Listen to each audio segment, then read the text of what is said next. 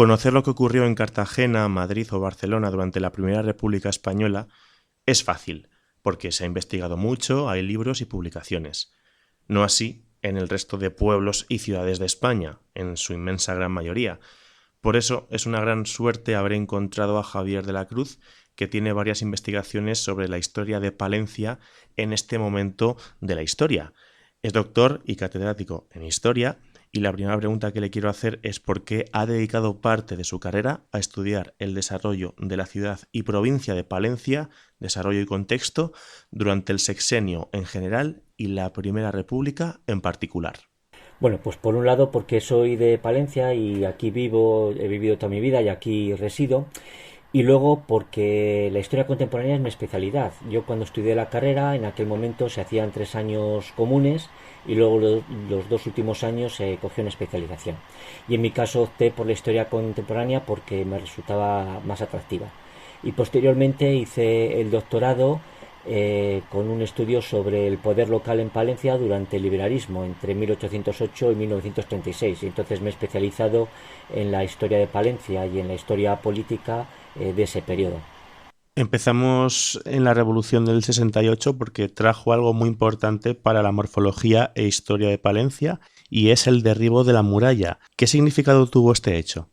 Bueno, pues tiene un significado político muy importante porque una de las demandas más intensas de los sectores progresistas y populares era poner fin al odiado impuesto de consumos, ¿no? El impuesto de consumos era un impuesto que se pagaba al introducir los productos en una ciudad para ser vendidos, ¿no?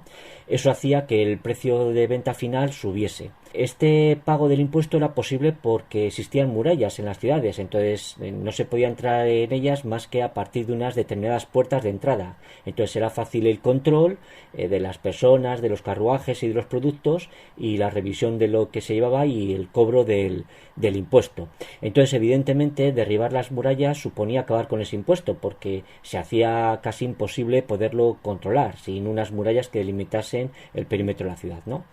Pero también era un símbolo de modernidad acabar con ellos, ¿no? De hecho, pues Palencia, como casi todas las ciudades de España en ese momento, había ido creciendo y habían empezado a quedar zonas fuera de las murallas. En el caso de Palencia, por ejemplo, el ferrocarril quedaba fuera de las murallas, lo cual dificultaba la integración del ferrocarril con la ciudad y el acceso. Además, desde hacía tiempo también las murallas se consideraban que no eran buenas para la salud porque dificultaban que el aire circulase con más libertad y que se evitasen pues, infecciones, por no hablar de los problemas de higiene que se recogen en la documentación de la época, de que los recovecos de las murallas se utilizaban como vertederos o mingitorios, ¿no? Y las dificultades que luego para el propio acceso de la ciudad, ya que obligaba a dar rodeos para acceder a una de las puertas, ¿no? Entonces, claro, derribar todo eso también suponía avanzar hacia una ciudad integrada, una ciudad limpia y una ciudad más accesible. Sino otras ciudades en ese momento de la Primera República también derribaron su muralla, como por ejemplo Palma de Mallorca. Bueno, Javier, te quiero preguntar, en el siglo XIX se producen muchos momentos de juntas de gobierno en ciudades. Muchas ciudades se constituyen en juntas de gobierno para salvaguardar el poder que consideran legítimo en momentos de crisis como por ejemplo la invasión napoleónica. ¿Hay antecedentes de juntas en Palencia antes del 68? Pues no hay antecedentes de juntas en Palencia, lo cual no significa que la población no estuviese al tanto de la actividad política y que no hubiese deseos de cambio o incluso implicación en los años previos en el que hay mucho cuestionamiento del reinado isabelino y del orden político, ¿no? De hecho, por ejemplo, un palentino que se llamaba Luis Antón Masa participó en los preparativos de los pronunciamientos que trató de llevar a cabo Prim en enero y en junio de 1866. En el primero ayudándole económicamente y en el segundo viajando a Valladolid incluso para participar en la organización, ¿no? Y en 1867 también en Palencia se intentó ganarse para la causa revolucionaria al regimiento de Albuera, que era el destacamento militar que estaba de guarnición en Palencia, ¿no? Para ello se contó con la ayuda de un alférez emigrado, León Copeiro del Villar, que era emisario de Prim, y del cabo Manuel Barroso y de algunos conspiradores palentinos. Este intento pues fue descubierto y fracasó, y Antón Masa y otros muchos palentinos que estaban implicados pues fueron encarcelados y exiliados, y Copeiro y Barroso fueron fusilados el 2 de junio, lo cual también hacía que, bueno, pues que las ganas de intentar algún movimiento decreciesen dada la dura represión que se sufrió. Bueno, al final los cantones son una nueva generación, un tipo diferente de junta. Preguntarte si en Palencia hubo cantón o algún atisbo de cantón. Pues no hubo ningún cantón en Palencia durante la República, y la verdad es que la sociedad palentina no estaba muy predispuesta por este tema. Por dos razones, ¿no? Porque por un lado se venía de años muy convulsos. En Palencia desde 1856 se vive una auténtica agitación. En 1856 se producen los motines del PAN, que terminaron con más de 20 ejecutados y más de 100 encarcelados, además de fábricas llenas incendiadas, y luego por diferentes revueltas que culminan en el 67 con el fusilamiento de Copeiro y Barroso, ¿no? Entonces hay cierto deseo de paz porque se vienen unos años muy convulsos, ¿no? Incluso luego los propios sucesos del 68.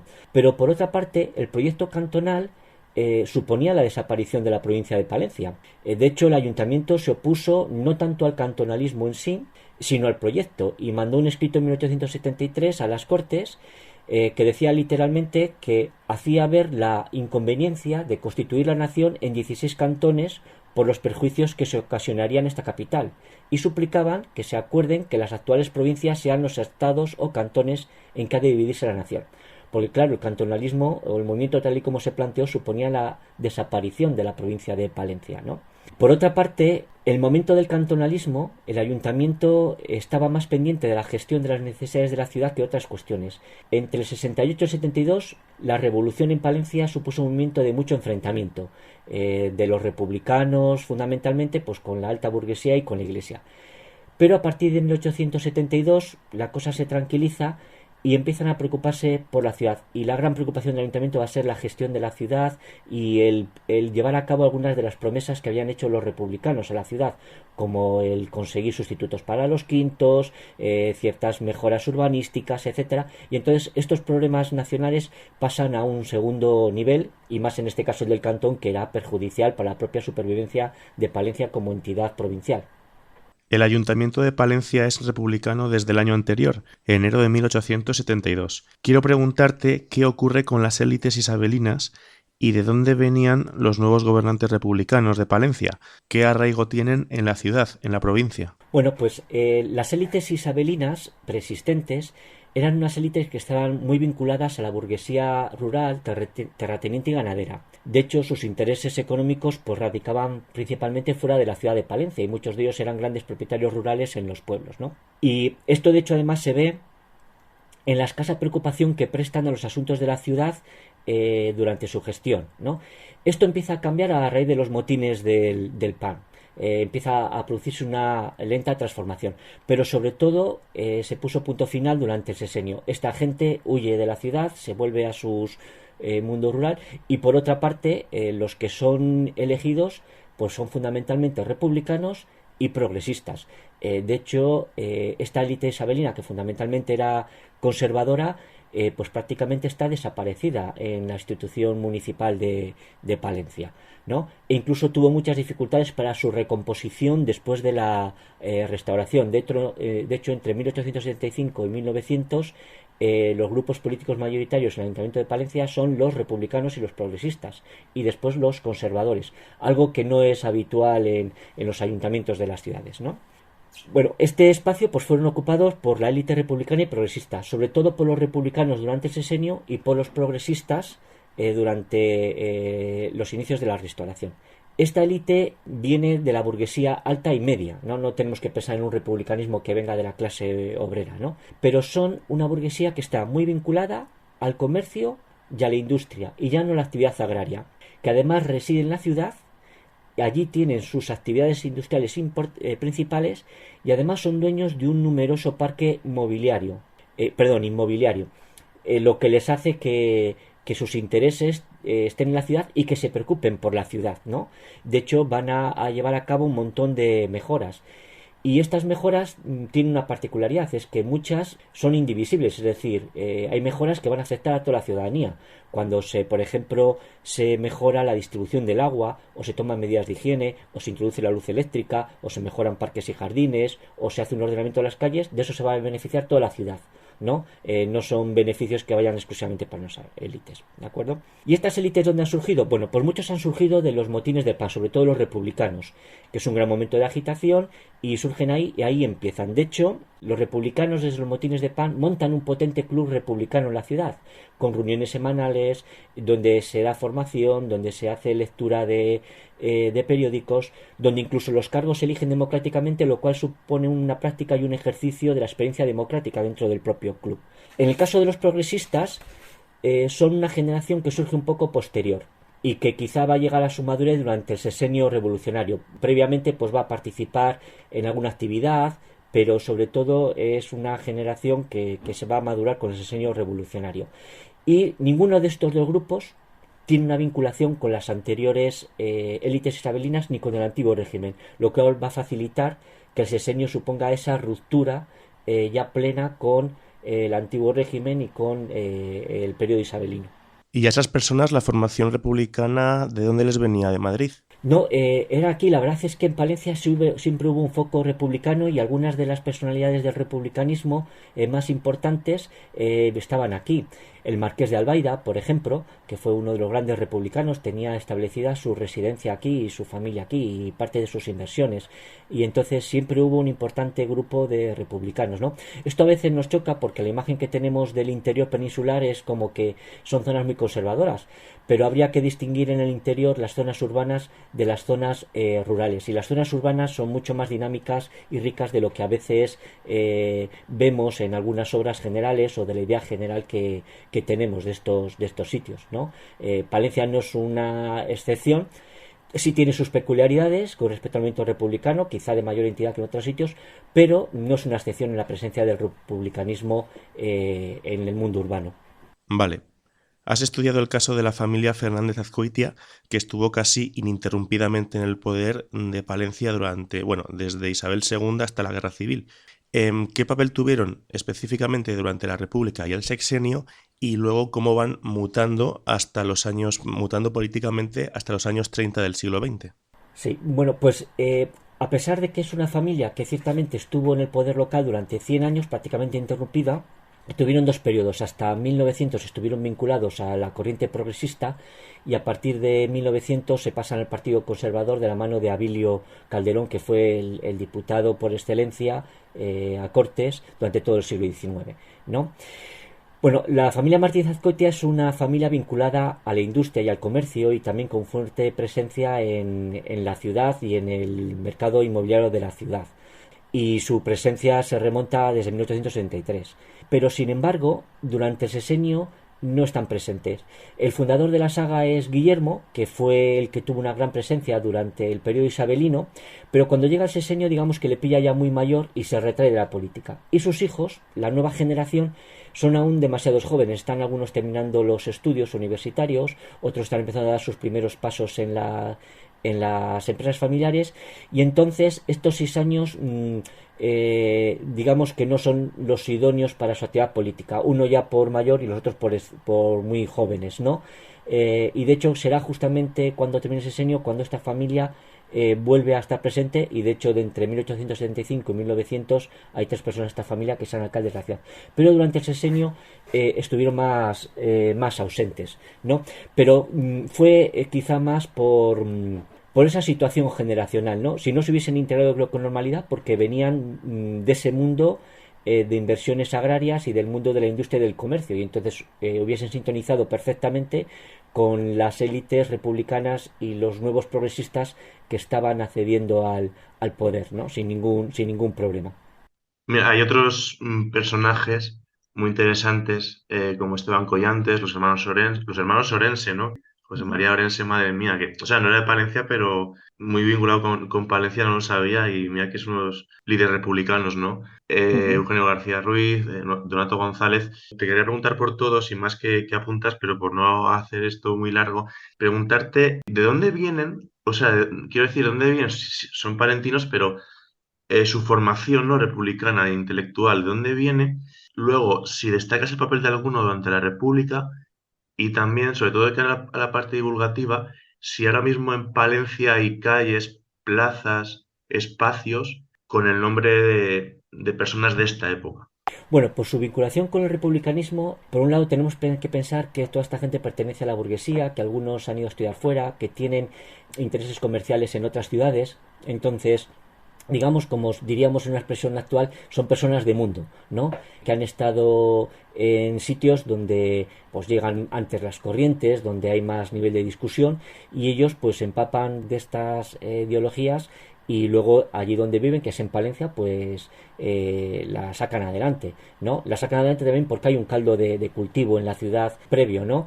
Es decir, las ciudades del interior no son eriales, llegan las noticias, la gente en los periódicos está informada, hay debates, en Palencia está la Sociedad Económica de Amigos del País desde principios del siglo XIX, entonces bueno, hay, lo que hace falta es muchas veces que alguien lidere o impulse, ¿no? Y en este sentido, estas personas que por formación o por contactos se han imbuido y están militando en esas formaciones políticas, pues actúan de líderes, ¿no? Aquí.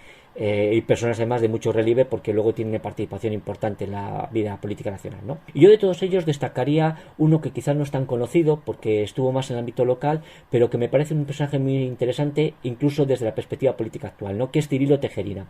Cirilo Tejerina fue alcalde de la ciudad y también fue diputado a Cortes, ¿no? Y le destacaría por varias cuestiones. Primera porque fue uno de los grandes impulsores del republicanismo y además siempre intentó buscar la unidad entre todos los grupos republicanos. Porque yo creo que esa fue una de las claves del éxito del republicanismo en Palencia, que se buscó la unidad frente a la diversidad de grupos republicanos que existían por España, ¿no? Y aquí predominó la unidad, ¿no? Eh, el centro de interés de Cilo Tejina fue siempre la ciudad, y aunque fue diputado nacional, la verdad es que es una decisión que le costó aceptar, que no quiso asumirla, que la hizo casi por petición del partido, y en cuanto pasó la primera elección, pues volvió al ayuntamiento, ¿no? Y luego, sobre todo, que fue una persona de profundas convicciones, ¿no? Y muy dialogante. Sin renunciar a esos principios republicanos, también supo adaptarse a la sociedad a la que vino, ¿no? Por ejemplo, hubo un debate en el ayuntamiento sobre si el ayuntamiento debía estar presente en las celebraciones religiosas y no, en un momento en que todos los concejales del ayuntamiento eran republicanos. Y en principio, como buenos defensores de la separación de la Iglesia y el Estado, pretendían no estar. Pero Cirilo Tejerina dijo, con muy buen criterio bajo mi punto de vista, que la ciudad era una ciudad fundamentalmente católica y que obligación de los representantes era representar a sus ciudadanos y que debían estar ahí, ¿no?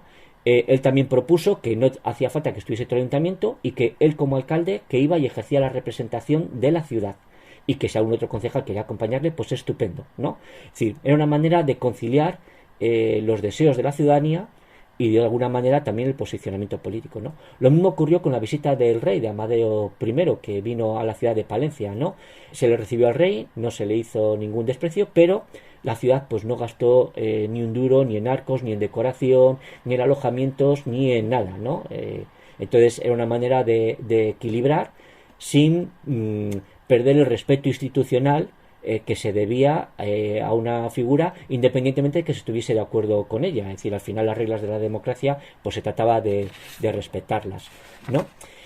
De hecho, cuando Cilo Tejerina muere, todos los grupos políticos del ayuntamiento en 1918 están de acuerdo en hacer un reconocimiento público y también en ponerle el nombre a una calle de la ciudad, ¿no? En cuanto a otras calles que guardan la memoria, pues aparte de Cilo Tejerina también hay una dedicada a Barrio de Mier, que fue un personaje en este carlista de la provincia de Palencia, que surge también en este periodo.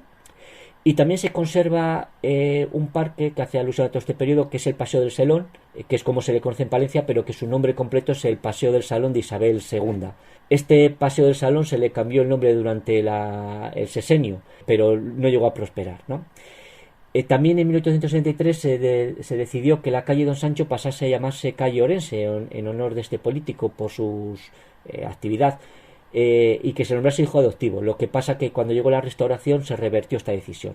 Y en el caso de Esteban Collantes pues hay una calle en Carrión de los Condes donde él estaba vinculado, ¿no? Y allí sí que se ha conservado esa calle. Te pregunto por los carlistas, ¿qué papel tuvieron a nivel político en la ciudad y en la provincia y también militar, las milicias? Bueno, en Palencia, en la primera guerra carlista, en el norte de Palencia hubo muchísima agitación y a punto estuvo de convertirse en un tercer foco de la guerra porque costó al ejército isabelino someter ese territorio, además un territorio muy abrupto, muy bien comunicado con Santander, con el País Vasco, con el norte de Burgos, y en el que la guerra de guerrillas era muy sencilla, ¿no?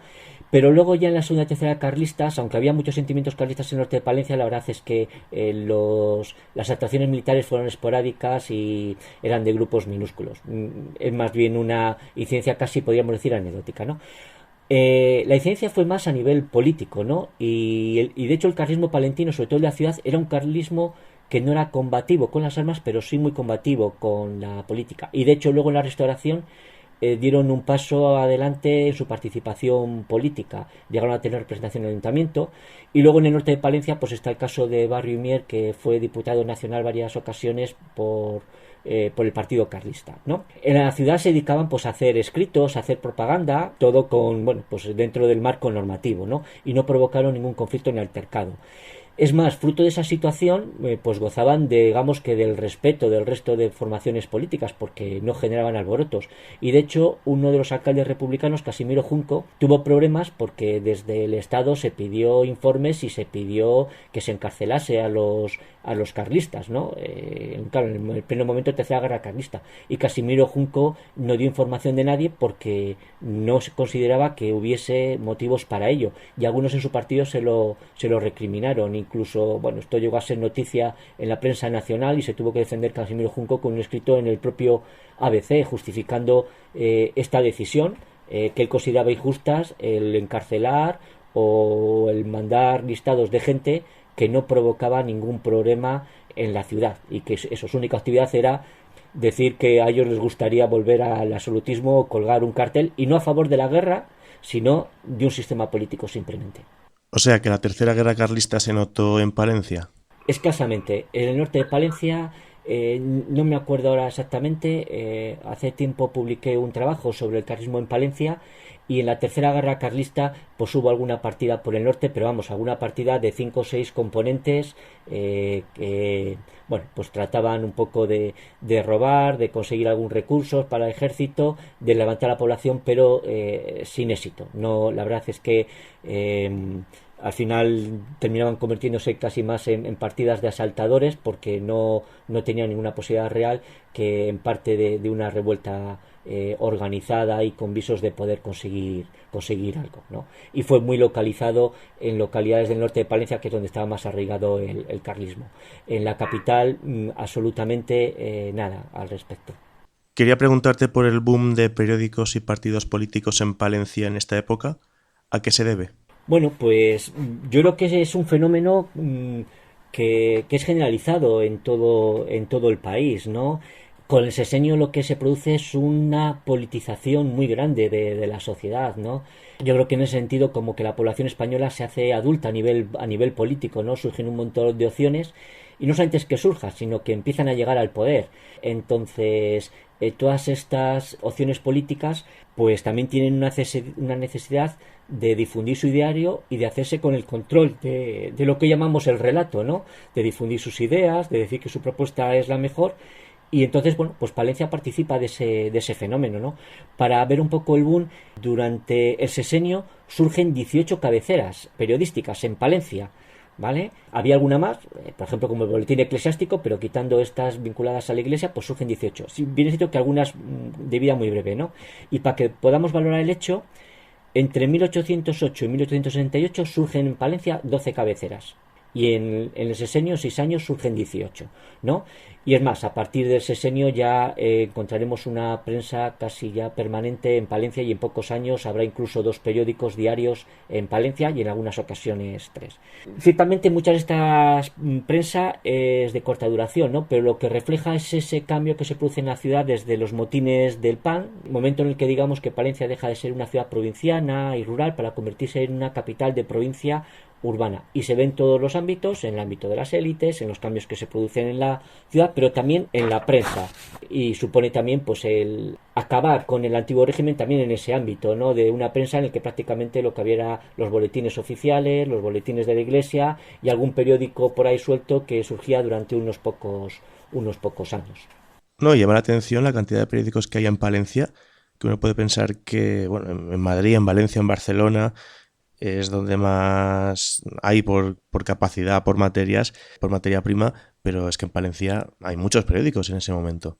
Sí, también tenemos que pensar que montar un periódico en aquella época es más o menos sencillo, es decir, digamos que lo más difícil es hacer al gasto económico, pero muchas veces son periódicos que son 4 hojas, que son semanarios, se publican a la semana, y que con 2 o 3 periodistas cubres la información nacional y luego llenas mucho pues con noticias de agencia o con las noticias de otros periódicos a los que estás suscritos y que reproduces. Es muy habitual encontrarse, ha dicho esto el Comercio, el Liberal, el Independiente, hoy publica no sé qué, ¿no?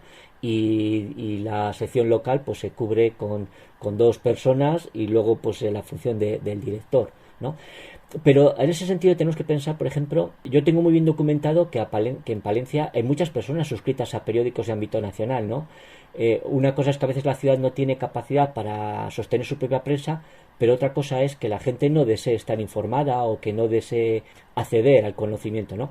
Cuando las posibilidades cambian, en este caso porque los grupos políticos se empiezan a estructurar un poco más y tienen medios, o cuando hay una burguesía más adinerada que puede poner en marcha un proyecto político, pues surge, ¿no? Como en el caso del sesenio, que además se hace necesario para poner tu diario en la calle al alcance de todos. En este momento surge una nueva legislación que permite las asociaciones y así arraiga el internacionalismo. ¿Cómo fue este proceso? Bueno, pues digamos que su papel político fue escaso, porque bueno, pues no se constituyeron, es decir, no había un partido obrero, ¿no? Eso tenemos que esperar más, entonces no se presentaban a las elecciones. Y en una ciudad que realmente estaba cansada de tanto conflicto, pues digamos que hay una cierta remorata. Pero sí que fue muy importante como inicio del movimiento obrero en Palencia, ¿no?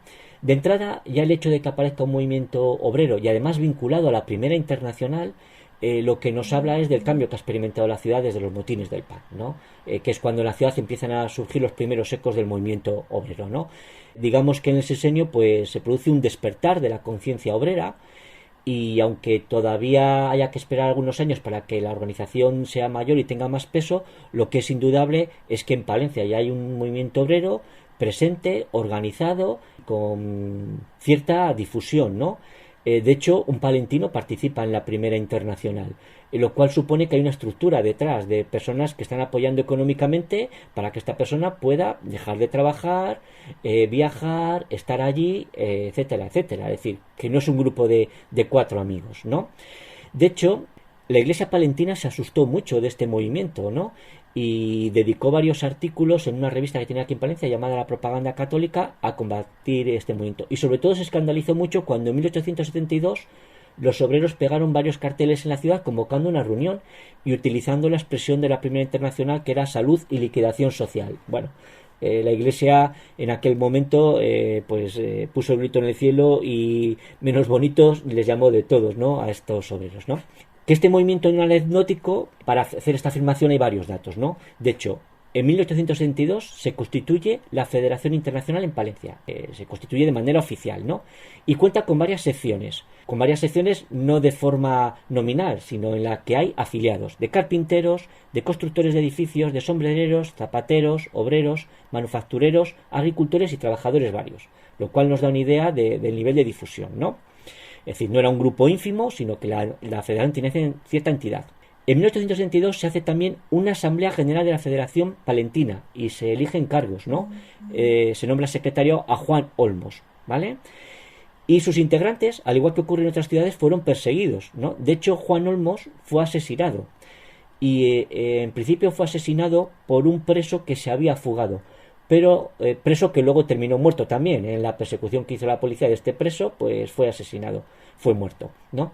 Y no hubo mucho interés en investigar el asesinato de Juan Olmos, porque lo que parece traslucirse de esta historia es que alguien había pagado a ese preso, había facilitado su fuga en connivencia con las autoridades para que matase al líder del movimiento obrero en Palencia, ¿no? En cualquier caso, lo que está claro es que el diseño revolucionario, lo que supone es que se ponen las bases del movimiento obrero en la ciudad, que luego se verá lastrado porque cuando llega la restauración no se permite este tipo de asociaciones y tendrán que volver a camuflarse en las antiguas asociaciones de ayuda obrera, pero está ahí, ya hay presencia, y de hecho esas asociaciones de ayuda obrera de la restauración pues las veremos luego a partir de 1985 haciendo reclamaciones propias de movimiento obreros e incluso haciendo manifestaciones o reclamaciones fruto de esa presencia de un movimiento obrero organizado con ideas de la primera internacional socialista.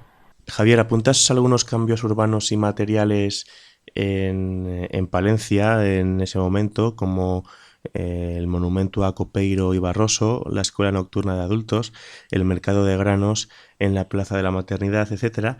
¿Se conserva hoy en el paisaje urbano de Palencia alguna de estas aportaciones? Y preguntarte si el sexenio fue pionero en aspectos como la educación o la mejora de infraestructuras en la ciudad de Palencia. Bueno, pues de aquellas realizaciones no queda nada, ¿no? Pero muchas eran un reflejo pues del intento que se llevó a cabo durante el sexenio por mejorar aspectos básicos de la ciudad, ¿no? Quizá el sexenio no fue pionero, porque como he dicho en otros momentos, desde los motines del PAN se produce ese cambio en la ciudad, ¿no? De hecho, esta élite isabelina que gobernaba se asusta con los motines del PAN y empieza a darse cuenta de que tiene que preocuparse más por la ciudad y por sus ciudadanos. Y entonces se empieza ahí un tímido proceso de prestar atención a las mejoras, ¿no?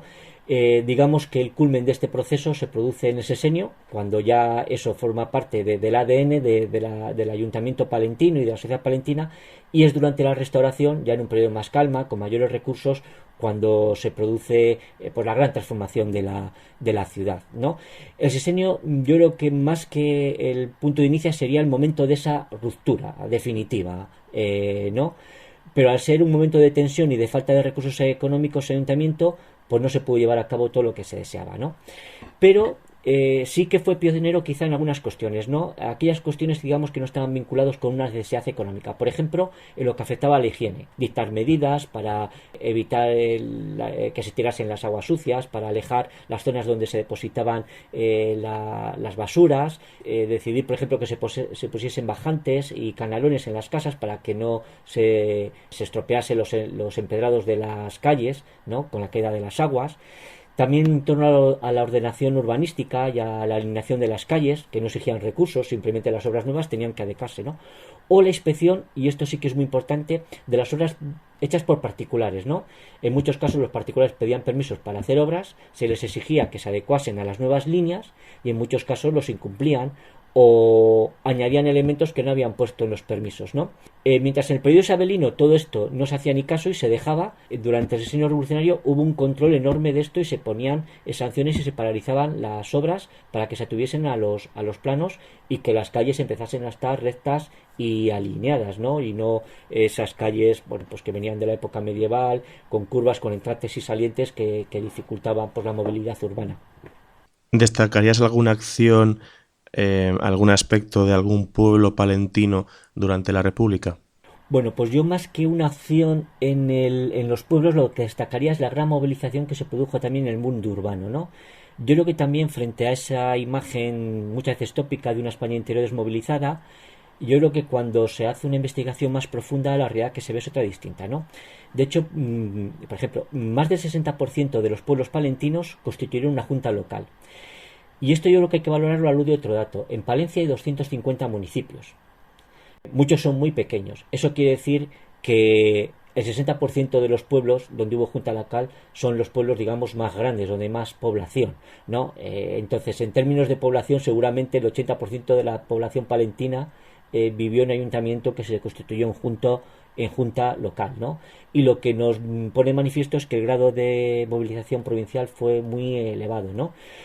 Quizá por cosas peculiares, pues yo hablaría del caso de Carrión de los Condes, ¿no? en el que mandaron una carta para que el seminario jesuita que había allí quedase excluido de los procesos de expulsión de los jesuitas, porque por un lado estaba la ideología, pero por otro lado estaban las necesidades del pueblo, y el centro de estudios allí había sido fundamental y le daba una vida porque recogía a los estudiantes de todos los pueblos de alrededor. Entonces era una pérdida muy grave para el ayuntamiento. Entonces se movilizó a pesar de, bueno, pues de ser favorables, digamos, ideológicamente, ¿no?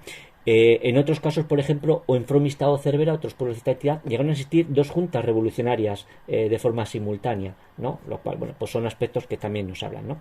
Yo creo que nos faltan estudios sobre el mundo rural, sobre muchas cosas, ¿no? Y en este caso en concreto sobre el Sesenio y la Primera República, y nos ayudarían, yo creo que a matizar algo estos tópicos, ¿no? Tampoco es que vayan a ser núcleos donde ocurran cosas muy importantes, pero sí quizá a combatir esa idea un poco de como que no pasaba nada o que son poblaciones muchas veces ancladas en el conservadurismo o ajenas a todo esto, ¿no? Yo creo que no eran tan ajenas, aunque evidentemente una población pues de 200 habitantes poca repercusión puede tener su acción en el panorama ya no solamente provincial sino incluso en el nacional, ¿no?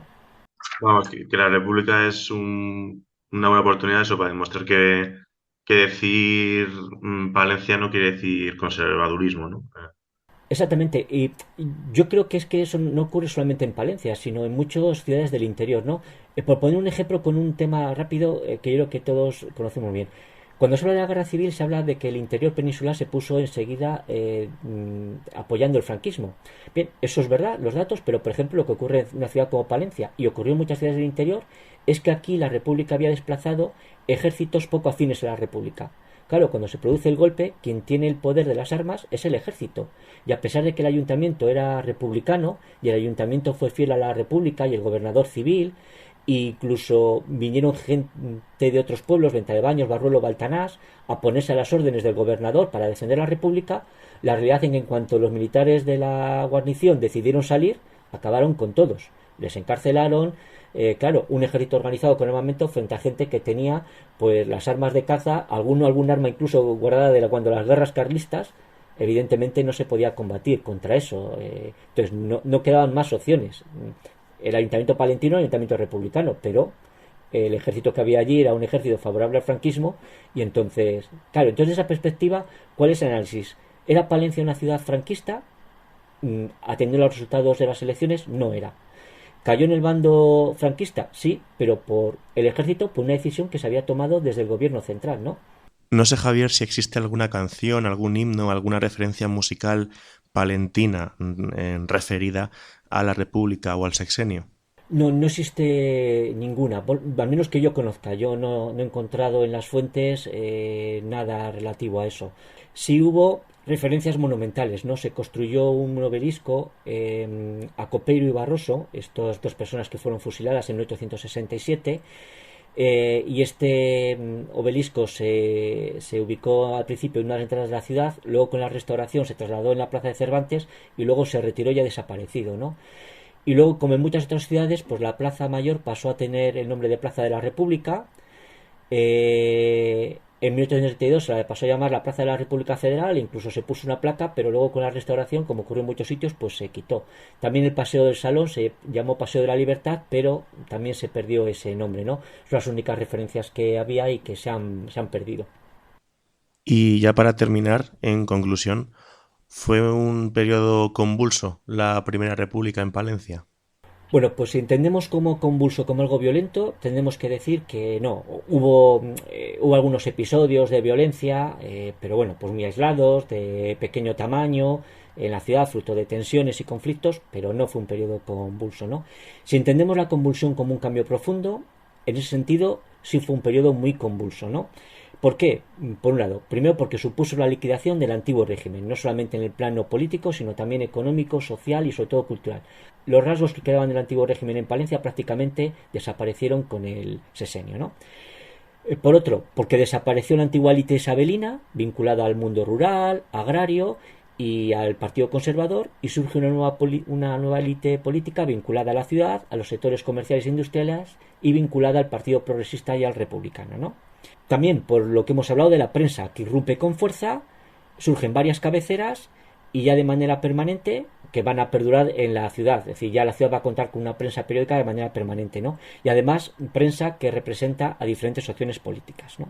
También porque, como hemos dicho, el movimiento obrero tomó carta de naturaleza y fue creciendo y articulándose de ese momento.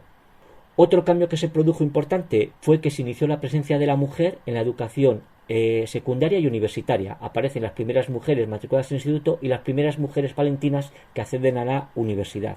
Se inició también una fuerte transformación urbanística porque se derribaron las murallas, pero también porque se empieza a derribar todo el viejo caserío de carácter rural y a edificar pues a nuevos criterios burgueses y sobre todo con nuevas medidas pues de higiene, de alcantarillado, de redistribución de agua, ¿no? Y sobre todo porque el ayuntamiento, que hasta esta época, hasta los motines del PAN, había sido un ayuntamiento pasivo, que no se había preocupado mucho por las ciudades, por la ciudad y demás, empieza a ejercer su protagonismo y el ayuntamiento se va a convertir desde 1868 hasta 1900 en el gran motor de la ciudad. A partir de 1900 el gran motor de la ciudad será Abilio Calderón, que será diputado a Cortes, llegó a ser ministro, director general de Obras Públicas y fue, digamos, el gran hacedor de subvenciones, de infraestructuras y de inversiones en la ciudad.